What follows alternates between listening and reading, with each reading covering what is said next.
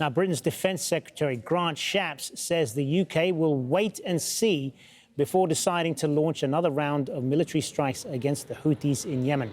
Earlier, the US said it shot down an anti-ship cruise missile fired by Yemen's Houthis. The group had threatened a strong response after the US launched another attack on Yemen. The US and UK say they launched the attacks to protect international shipping. Chris Doyle is a Middle East commentator and director of the Council for Arab-British Understanding. He joins us now from London. Thanks very much for being with us. So I want to ask you, first of all, about the comments from the British Defence Secretary. What did you make of that?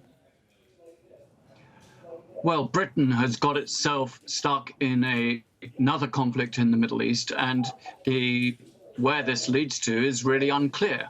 I think if you examine this very narrowly, it is absolutely within the right of the US, UK and others to defend international civilian shipping in the Red Sea, and that the Houthis were wrong to attack it. I don't think there can be any doubt about that. It puts civilians at risk, it puts shipping at risk, it escalates costs, it has a hit on the economy.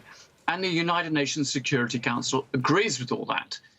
But that is only if you look at it in that narrow focus, because, of course, the broader picture is one where we see at the moment the Israeli onslaught in Gaza, where you're seeing, on average, 250 Palestinians killed every day. We see a process at the International Court of Justice where South Africa has presented an extremely potent and credible case that Israel may be committing genocide in Gaza.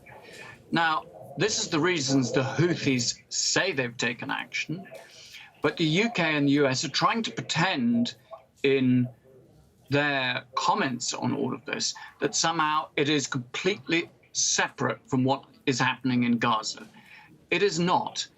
Middle East observers, right from October, including myself, have warned that unless you manage to calm things in Gaza, bring about a credible ceasefire, the risks of regional escalation were very high and very dangerous. We're seeing this now in the Red Sea. We don't know where it ends. We also see those risks playing out between Israel and Hezbollah, but also attacks in Syria and Iraq.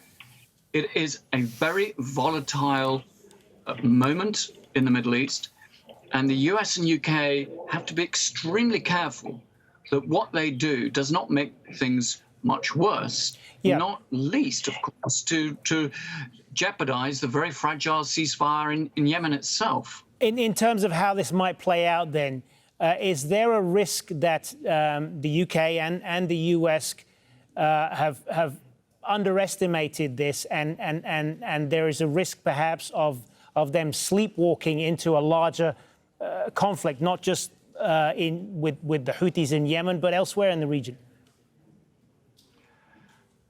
I think the moment that they underestimated the gravity of the situation was actually back in October, when they focused solely on the implications for Israel after those awful attacks, but failed to appreciate and understand just how this could escalate out of control, that diplomacy would no longer be possible to contain it. And let's be clear, when you get to military action, it's a signal of failure. You have failed to use your diplomatic and other tools to prevent this. It should be the last option.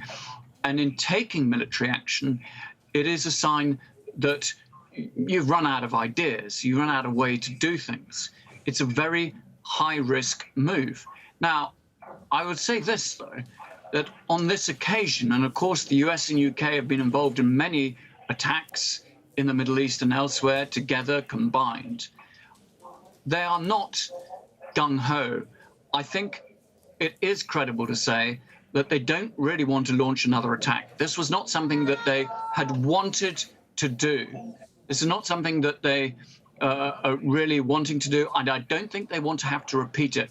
They are hoping, but it really is a hope, that the attacks that were carried out last week will be sufficient to deter the Houthis from continuing these attacks on shipping.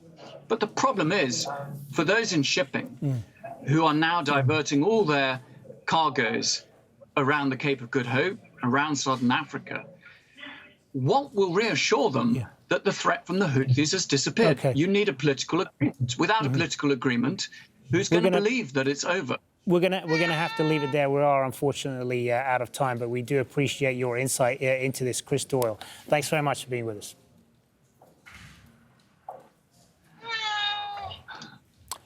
Parts of Canada's Alberta province are in